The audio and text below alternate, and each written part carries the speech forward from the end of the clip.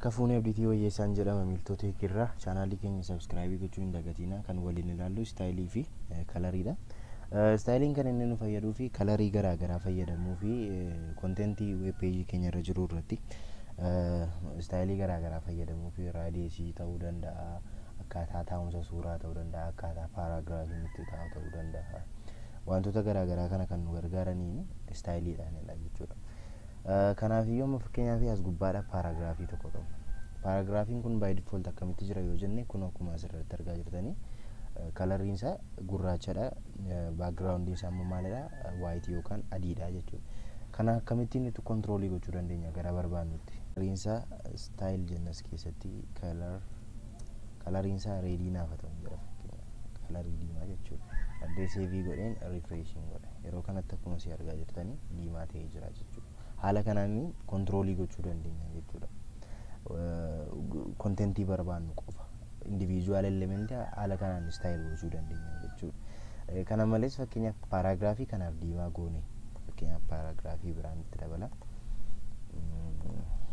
Paaraagiraafii makanaan godhe fakkeenyaaf istaayil ishee jettu kanan keessaa balleessee by default maal akka inni fakkaatu isinitti argisiisa. Akkuma argaa jirtanii by default osoo wantoota tokko hin qabaatiin istaayilii tokko osoo hin qabaatiin kana fakkaataa jechuudha.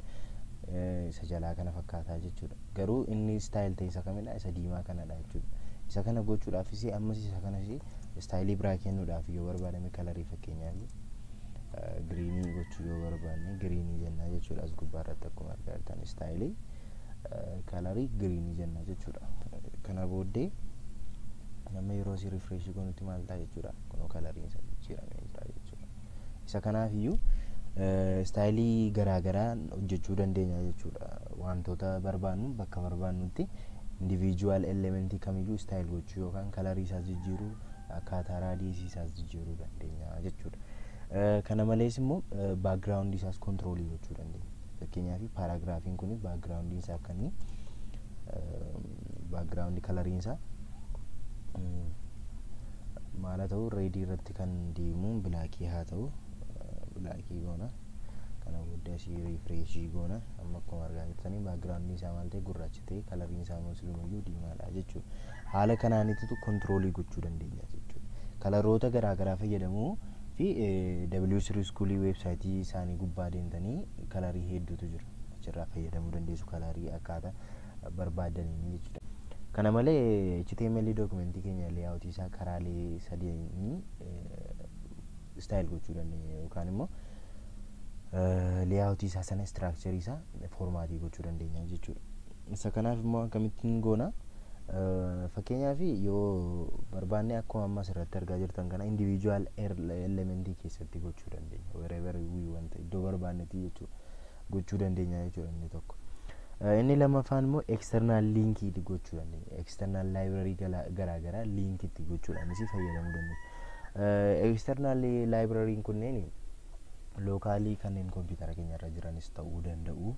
Fakkeenyaaf barreeffamanii seevii ta'anii achuma keessa yookaan kompiitara keessa yookaan immoo intarneetii irra kanneen jiran ta'uu danda'u jechuudha.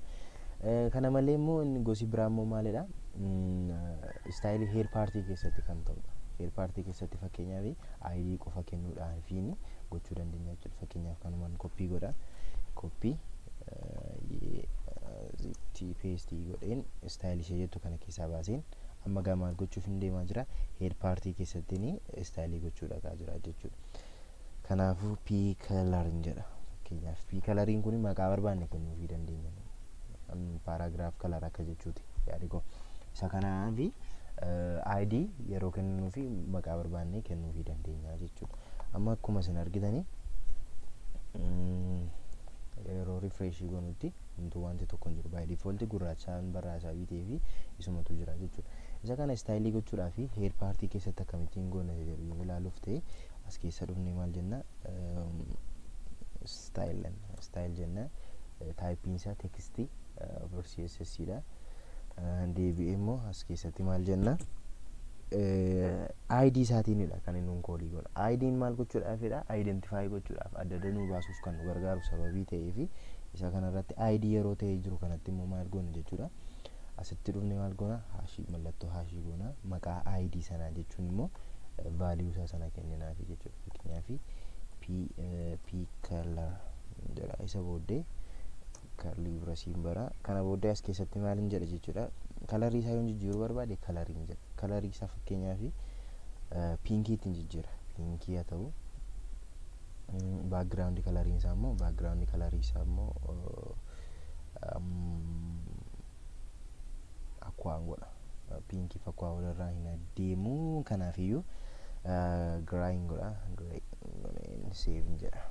Kana booddee amma maaliin godha asii refresh yeroo godhutti kalariin asii yeroo refresh godhutti kalariin kana maal ta'a pinkii ta'a jechuudha. Kalariin barreeffamichaa pinkii ta'e duubi isaa immoo daalacha yookaan immoo gray ta'a jechuudha. Isa kanaafi fakkeenyaaf refreshing godha. Akkuma argaa jirtanii kalariin isaa inni irra keessaa pinkiidha. Jalli isaa immoo maalidha daalacha yookaan immoo grayidha jechuudha. Kanadha jechuudha. Haala akkasiitiin gochuu dandeenya jechuudha. Istaayilii gochuu dandeenya jechuudha. Baay'ee kan namatti tolu individual elementii kamiin iyyuu gochuu dandeenya haala barbaanne. Paragraafii isaa ta'u, heedii isaa ta'u, wantoota garaagaraa haala kanaan istaayilii gochuu dandeenya jechuudha. Kanaafiyyuu kalarii garaagaraa fayyadamuuf akkuma dura isinii kaase marsariitii W3 Schoolii gubbaadha. Kalaroota jiranii fayyadamuu dandeessu jechuudha. Taanuu wal arginaa irra deebiin kun Miiltoo Teekidha. Chaanaalii keenya sabiskiraaybii gochuu hin dagatinaa. Galatooma.